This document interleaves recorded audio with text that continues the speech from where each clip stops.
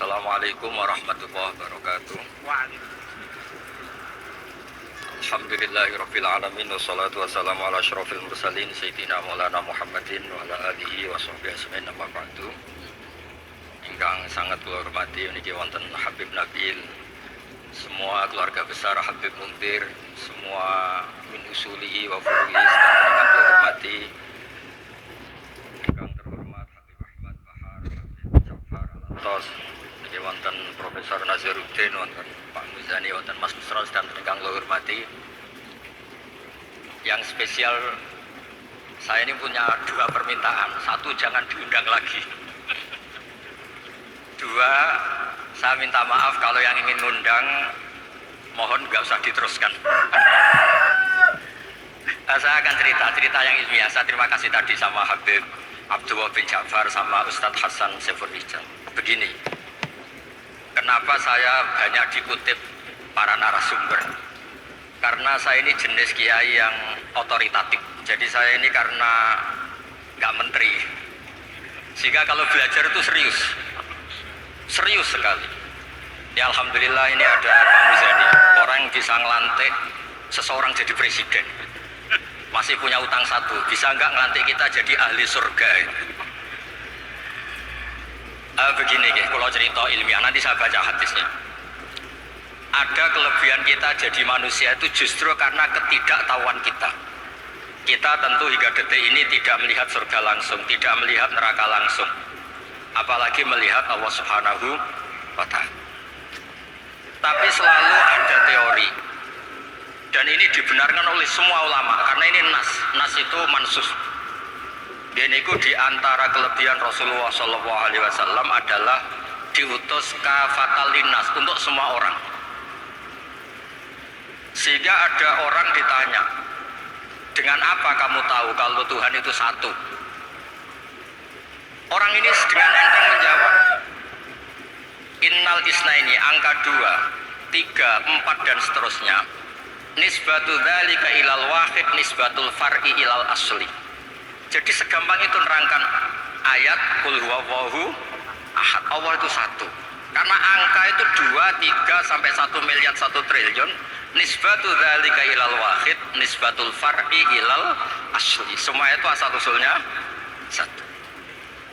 Begitu juga begitu gampangnya Syekh Nawawi Al-Bantani menerangkan kenapa bismillah itu dimulai ba. Huruf hijaiyah kan alif, tapi kalau bismillah dimulai dari satu ba. Ba itu ada titik satu. Anda gambar kambing, gambar apa saja, gambar Anda entah baik entah jelek, itu tetap dimulai satu titik. Nah, satu titik ini disebut nuktotil wujud, asal usul wujud. Sebab itu kitab I'anatul Thalibin, tadi Habib Nabil cerita sanad-sanadnya Mbah Mun. Sebetulnya kalau boleh angkuh, yang berhak cerita itu saya, karena kitabnya milik saya. Tapi beliau tak kasih terus cerita, ya Alhamdulillah. Ada penyambungnya. Nanti tak kasih lagi beliau. Ya memang yang paling berhak beliau karena turunannya itu. Tapi kitabnya dari saya, jadi ya satu-satu. Kitab I'anatul Thalibin itu dikarang oleh ulama top, namanya Sayyid Abi Bakar Sato. Beliau punya murid yang sangat terkenal di Indonesia, namanya Syekh Mahfud At-Turmusi. Syekh Mahfud ini punya murid, diantaranya yang paling terkenal tentu Mbah Hashim sama Mbah Ahmad Dahlan, pendiri Muhammadiyah. Jadi kemudian kitab I'anah ini populer sekali untuk menerangkan fikih-fikih di Indonesia.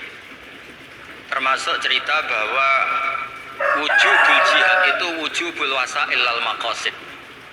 Jadi jihad itu wajib, itu wujubul wasail lal maqasid. Saya mencari di sarah.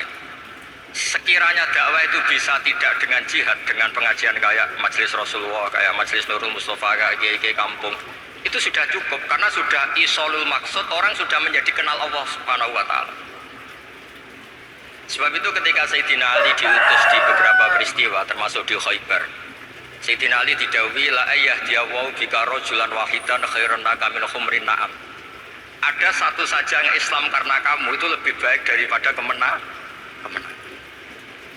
Nah, kemudian ini supaya otoritatif menghormati masjid ini, Masjid Istiqlal, masjid yang luar biasa bersejarah. berusaha baca keterbatasan kita, tapi ini menjadi kelebihan. Ini hadis di Shahihul Bukhari. Nanti sebagian materinya saya tinggal supaya ini tadi otoritatif tadi, supaya semuanya pakai sanad. Ini hadis dari Shahihul Bukhari, sehingga Anda tidak perlu tanya ini sahih apa enggak, karena ini di Shahihul Bukhari. Ikutnya nomor hadisnya itu 6408. Monggo kalau mau dihafal. Biasanya jenengan kan hanya hafal Arba'in Nawawiyah. Ini hadis ini nomor 6408. Ada keterbatasan yang akhirnya menjadi kelebihan kita, yaitu kita tidak tahu Allah Subhanahu wa taala. Suatu saat para malaikat ditanya, apakah mereka yang membaca tasbih di sini, misalnya di Istiqlal ini, ngerti saya? Kata Allah. Kata malaikat, tidak tahu. Fayaqulu hal ra'auni. Qal fayaqulu nala wallah ma ra'auka. Qal fayaqulu kaifa la ra'auni. Yaquluna la ra'auka kanu ashadda laka ibadatan wa ashadda laka tamjidan wa aktsara laka tasbihan. Andaikan manusia itu ngerti engkau ya Allah, maka tasbih mereka ini akan lebih dari kita. Saya beri contoh, ini terutama untuk zuriat Rasulullah SAW. Nabi itu manusia, bashar, tapi lakal bashar. Nabi ketika muji Allah Subhanahu wa taala ini supaya kalau sholat jangan hayati. Misalnya pertama muji begini, lakal hamdu mil'us samawati wa mil'ul ardi. Kebanyakan di Jawa memang baca pakai rofaknya mil'u, tapi di beberapa sanad dibaca mil'a, itu urusan Arab lah.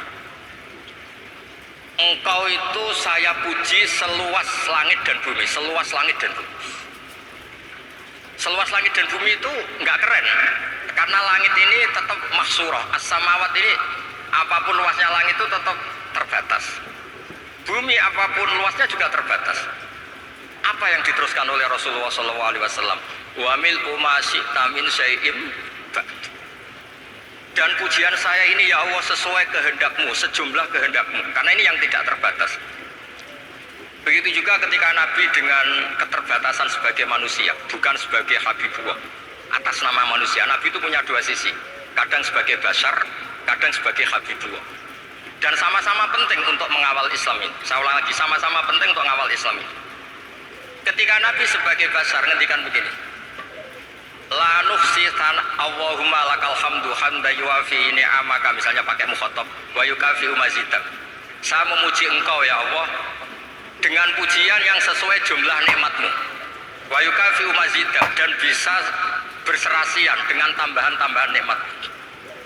Tapi apapun luasnya nikmat itu terbatas, sehingga Nabi nambahi, la ukhsi thana'an alika anta kama atneta ala nafsik. Saya muji ini tidak terhitung, sama sejumlah pujian yang engkau lakukan. La ukhsi atau la nukhsi thana'an alika anta kama atneta ala nafsik. Sehingga ini kreasi-kreasi Bani Adam yang malaikat itu tidak bisa. Saya ulang lagi, ini kreasi-kreasi Bani Adam yang bakat malaikat itu tidak bisa. Ini saya baca di kitab Fathul Bari, ini sarahnya kitab Bukhari. Kata Imam, ini saya ulang lagi, ini kata Imam Ibnu Hajar al-Asqalani, pensarah terbaik Bukhari. Jadi Sahihul Bukhari itu punya sarah paling terkenal namanya Fathul Bari. Itu gurunya Syekh Zakaria Al-Ansari. Syekh Zakaria itu dikenal sebagai Syekhul Islam. Itu berkahnya punya guru alim banget, kereng. Ibnu Hajar al-Asqalani itu kereng itu keras. Kalau muridnya ada bisa itu keras sekali, tapi urusan ngaji saja. Terus punya murid itu pinter sekali, namanya Ibnu Hajar al-Haytami. Jadi beliau kalau mau ngaji ya susah, karena gurunya itu alim, nyuruh baca. Kalau mau ngajar ya susah, muridnya itu alim, takut salah. Jadi akhirnya pinter. Orang punya murid alim alama itu kan bingung. Makanya saya tidak suka kalau Profesor Nazar ngaji saya, nanti ngoreksi repot. Sudah gitu Islamnya beliau formal karena Menteri Agama, saya non formal. Lama-lama Islamnya beliau legal, saya ilegal. Kan jadi repot tadi. Makanya tadi tak bully, tak cocokkan. Kalau jenengan Menteri Agama sampai akhirat berarti top. Tapi kayaknya di akhirat saya yang ngelamar jadi Menteri Agama. Ya, ada ini nggak penting. Ini hanya gejolokan saja supaya kelihatan bahwa menteri pun juga warga nopo Indonesia. Begini kata Ibnu Hajar al Asqalani, ini saya baca ya supaya penghormatan saya sama Habib Umar Hafid. Saya ini baca kitab beliau khatam serius, namanya Taujihun Nabi li Mardhati Bari, yang ditulis oleh Ustadz Fahmi bin Ali bin Ubaidun. Saya baca banyak, termasuk ketika beliau punya manhaj yang tidak populer, kata beliau fala budda antuwattina nafsaka ala annana khudamatu hadal kaun. Kamu harus yakin bahwa tugas kiai, tugas ulama itu khudamatu hadal kaun, mengkhidmati semua alam raya ini. Dan jangan pernah putus asa, misalnya melihat non muslim terus kamu putus asa, ini non muslim enggak. Bisa saja suatu saat rubbama aslama fakhasuna islamu, bisa saja dia Islam fakhasuna Islam. Ini wirasah nabawiyah, karena dulu Nabi ketika dari kampung Abdi Yalil dan disakiti, malaikat Jibal itu usul supaya kampung itu dihabisi. Kata Nabi apa? La bal arju ayukhrijawa min aslabihim ma ya'budu wa la yusyriku bihi syai'an. Bisa saja bapaknya masih kafir, anaknya Islam, cucu-cucunya apa? Islam. Kayak apa Nabi itu? Rojaknya Masya Allah. Nah, kemudian ini kembali ke tasbih tadi. Kata Ibnu Hajar al Asqalani, yukhadu min hadal hadis anna dzikral hasil min bani Adam a'la wa asyrafu min adzikri al hasil min al malaikah li husuli dzikril adamin ma'a kasratis syawaghil wa wujudis sawarif wa sudurihi fi alamil ghaibi bi khilafil malaikati fi dzalika kulli. Jadi kita ini enggak melihat Allah langsung, enggak melihat surga langsung, enggak melihat neraka langsung. Tapi cara kita zikir, wis nek wis di neraka yo nangis tenan. Padahal yo ora mesti mlebu neraka, lha nangis tenanan. Kayak apa iman kita? Nah, iman seperti ini sesuai kriteria awal sing dikersana Allah, alladzina yu'minuna bil ghaib. Maka andekan saya ini kok dikasih mukasyafah sama Allah untuk melihat surga, saya milih enggak melihat supaya ngikuti yang tetap ghaib. Nanti kalau saya melihat langsung kemudian iman, kata Allah, akeh tunggalih aku iman mau melihat itu. Jadi kadang-kadang keterbatasan kita ini penting. Makanya masyhur Nabi pernah ngendikan tuba liman ro'ani wa amanabi, tapi wa tuba liman lam yaroni wa amanabi. Kalau orang melihat saya kemudian iman itu biasa. Ini orang zaman akhir tidak melihat saya tapi iman. Kadang-kadang itu enggak lewat Habib yang ganteng itu, enggak lewat Mudin. Semudin di kampung rapati di duwe, ini aku mulang tauhid ya mandi. Islam lu digawa Habib ya mandi, digawa menteri ya mandi, digawa mandi.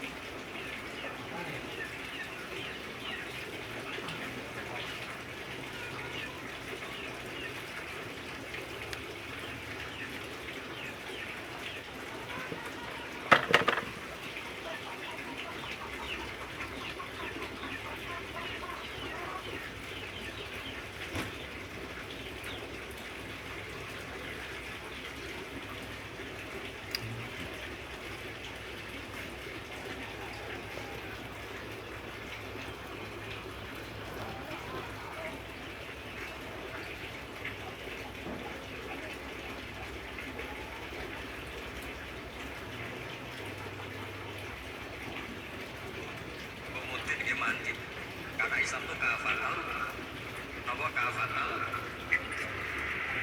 Nah, yang nggak dipunyai malaikat adalah tadi seperti cerita saya tentang Imam Amudi. Segampang itu. Makanya di tradisi pondoknya Mbah Maimun itu ada tradisi qaddimid dirayah ala riwayah. Logika riwayat itu penting karena itu menjadi nyaman. Ya kayak tadi, Allah itu satu. Ketika kita berpikir angka 2, 3 sampai sekian miliar, sekian triliun, nisbatul dzalika ilal wahid, nisbatul far'i ilal asl. Semua itu dibanding angka 1 adalah cabang. Gambar kayak apa ruwetnya, dinisbatkan asal usulnya mesti satu nuktoh, yaitu satu titik. Nah, satu titik ini kata pengarang Yanatul Talibin, bi kana makana wa bi yakunu maya. Nah, kemudian terakhir ini nggak boleh lama-lama. Kalau lama-lama nanti sampean pinternya nyanyi saya. Jadi sudah itu. Tapi nggak apa-apa lah. Saya ini termasuk kiai yang sudah diundang. Ini termasuk Pak MPR, nggak boleh ngundang saya. Pak Nusron apalagi gak boleh. Itu kalau di kampung sama saya hormat, kalau di sini kok kayak menteri gitu. Menteri betul tapi. Lewang gurunya dia itu teman saya gitu. Jadi saya tanya ini kalau gak percaya.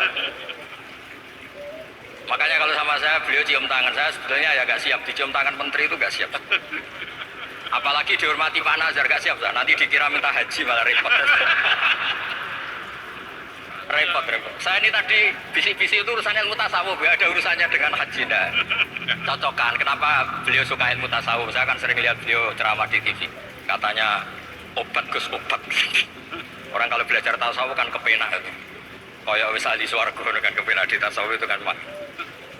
Sekarang saya cerita tentang ini karena bidang yang saya tekuni. Ada kitab tentang ulumul Quran namanya Al-Mufradat fi Gharibil Quran, dikarang oleh Ar-Raghib Al-Asfihani. Ini kitab luar biasa. Di situ hanya cerita lafaz-lafaz per kata.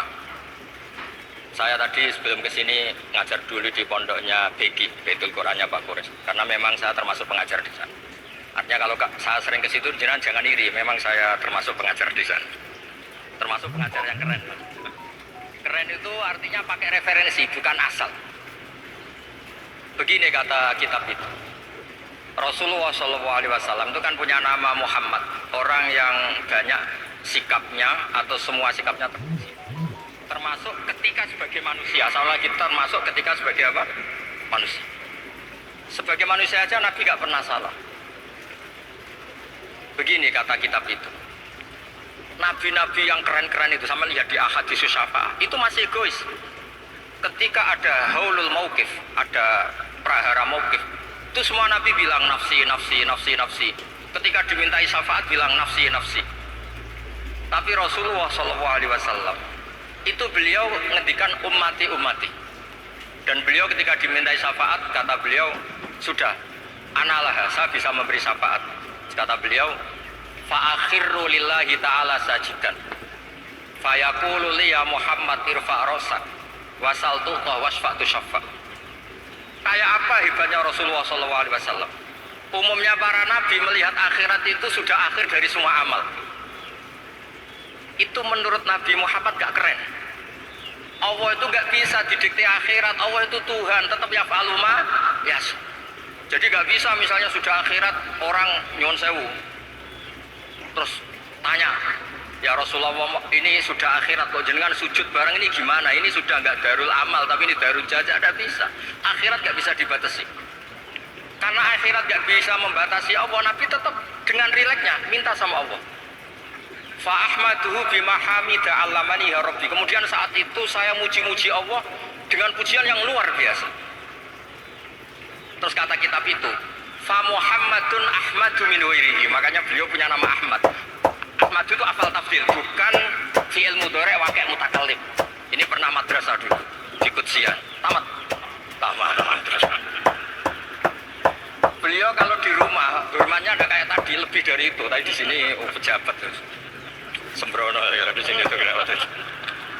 Ya tapi nggak apa-apa itu. Tadi sudah dipuji, akhlaknya baik, apa-apa baik, alhamdulillah. Fa Muhammadun Ahmadu min ghairihi.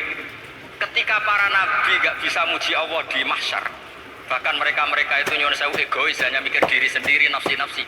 Rasulullah Muhammad ini punya nyali untuk muji Allah dan tetap mengajukan permohonan apa? Syafaat.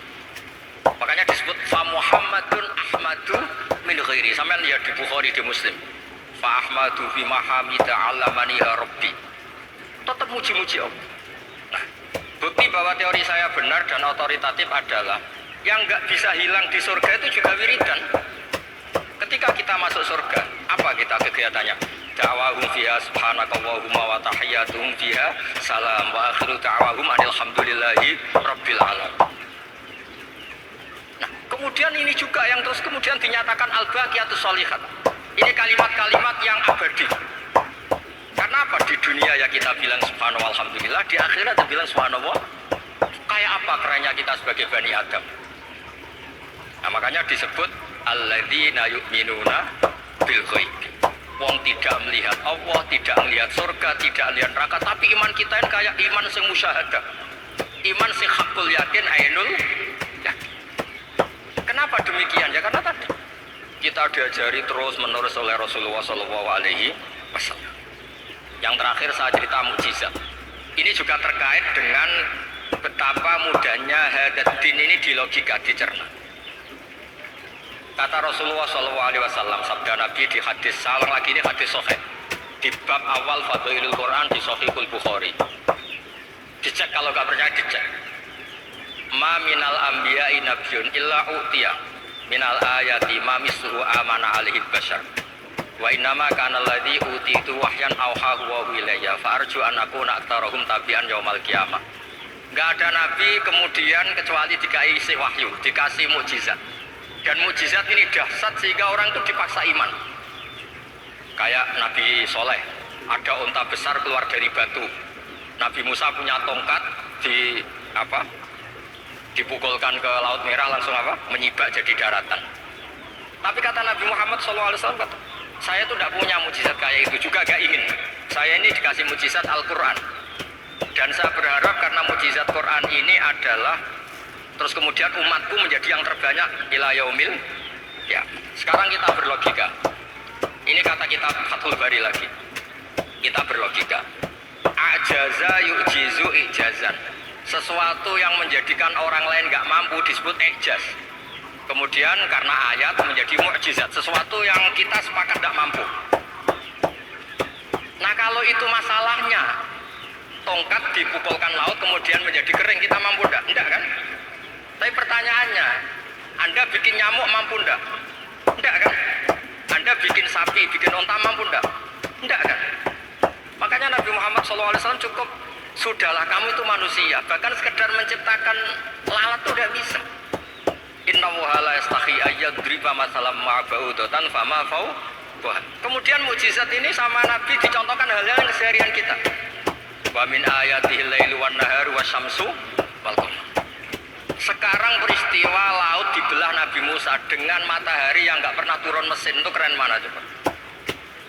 Keren matahari yang nggak pernah turun. Terus kata Ibnu Hajar al Asqalani, li'annal mu'jizat al-madiyah kanat khisiyatan tusyahadu bil absor. Kana qati soleh wa asa Musa. Wa mu'jizatul Quran tusyahadu bil basirah. Fakana man yattabi'uhu atau yatba'uhu li ajliya aksar. Fa innal ladzi yusyahadu bil absar yang qaridu bingkiradi musyahidihi. Wal ladzi yusyahadu bil basirah bakin. Ya, saya ulang lagi, bakin. Ya, bakin terus disaksikan orang sing ja'a badal awali mustamirrah. Begini logikanya. Mukjizat kayak nakoti Soleh atau Asa Musa yang terkenal. Saya andaikan jadi umatnya Nabi Musa terus dikasih tongkat itu, terus bisa apa coba? Ketika kita punya utang disuruh nyaur, ya nggak bisa dipakai jaminan kan? Sudah gitu orang tanya, ini asli apa enggak? Kalau asli buktikan, kan ya repot. Tapi kalau kita jadi umatnya Rasulullah SAW ditunggoni Quran, punya banyak masalah, resepnya sabar. Kalau nggak bisa sabar ya nyari kiai-kiai tukang ijazah, namun odongannya mandi. Karena orang mensifati Allah itu macam-macam. Makanya saya pastikan, nggak ada agama yang mengajarkan rasional kayak agama apa? Islam. Makanya likaumi yaqilun likaumi yatafakkar. Coba misalnya nyamuk. Kamu bikin nyamuk tidak bisa kan? Nyamuk punya organ tubuh kecil, organ tubuhnya punya urat. Kamu mikirnya kayak apa? Sekedar bikin patungnya saja tidak bisa, apalagi bikin nyamuk. Jadi untuk mengakui kudronya Allah yang tidak terbatas dan kita lemah, itu udah usah nunggu peristiwa kayak terbelahnya laut. Cukup wama min dabatin fil ardi wala ta'ir yatiru bi janahihi illa umamun amsalukum inna fi khalqis samawati wal ardi wakhtilafil laili wan nahar, seterusnya la ayatil liqaumi yaqil. Nah, gara-gara pola yang diajarkan Nabi itu ila yaumil qiyamah orang tetap Islam karena nyaman dengan kepastian mukjizat ini baqiyah ila yaumil qiyamah. Itu kayak apa baiknya Nabi? Makanya saya suka tadi burda yang dibaca. Ada ulama kayak Muhammad bin Said Al-Busiri yang ngarang burda. Itu kalau berpikir itu sederhana. Ngeten lho Gusti, malah nerangno pangeran. Lama da'awa da'ina li ta'ati bi akramir rusli kuna akramal umami. Ngeten lho Gusti, karena Rasul Muhammad itu terbaik, ya logikanya umatnya juga terbaik. Jadi lama da'awu da'ina li ta'atihi bi akromir rusli mesti kunna akromal umat. Jadi Burda ini saking manjanya sama Allah sampai bilang gini, wala yadika Rasulullah jahuka bi'idal karimu tajalla bismimun taqi. Ya Allah, engkau telah menamai Nabi engkau itu Raufur Rahim, yang penuh kasih sayang, yang sohibus syafaat. Maka ketika engkau ingin nyiksa kami dengan alasan engkau ini al-muntakim, dat yang bisa nyiksa orang maksiat, jenengan harus ingat ya Allah bahwa Nabi kita itu Nabi yang kau gelari Raufur Rahim. Ya kalau gitu jangan jadi nyiksa. Terus gunanya apa digelari Raufur Rahim raiso nyafaati gitu itu jenis. Wala yadika Rasulullah jahuka bi'idal karimu tajalla bismi muntah. Terus fa inna min judika dunya wa darrataha wa min ulumika ilmal lawhi wal. Dan itu juga yang dibuktikan Rasulullah SAW. Sampai beliau ngendikan, likulli nabiyyin da'watun mustajabah wa akhtabi da'wati syafa'atan ummati yaumal kiamah. Semua nabi itu punya doa yang mustajab dan semuanya sudah dipakai di dunia. Tapi saya menyimpan jatah itu supaya saya tetap punya hak syafaat di yaumil kiamah. Terus ini bukti-bukti bahwa ilmu yang selama ini diajarkan para habaib, para kiai itu otoritatif. Saya hanya bantu jenengan memastikan kalau hadis itu sahih, dimaknai oleh ulama-ulama yang kredibel. Ya, perjanjian terakhir tadi, saya ini termasuk kiai yang sergap tanya Mas Usron, Pak Muzani juga pernah ke rumah saya. Meja saya itu isinya ya kitab. Habib Nabil pernah ke kamar, isinya kitab. Jadi kalau jenengan ngundang saya itu berhadapan-hadapan sama hukumnya Allah, yaitu ganggu orang belajar gitu aja. Assalamualaikum warahmatullahi wabarakatuh.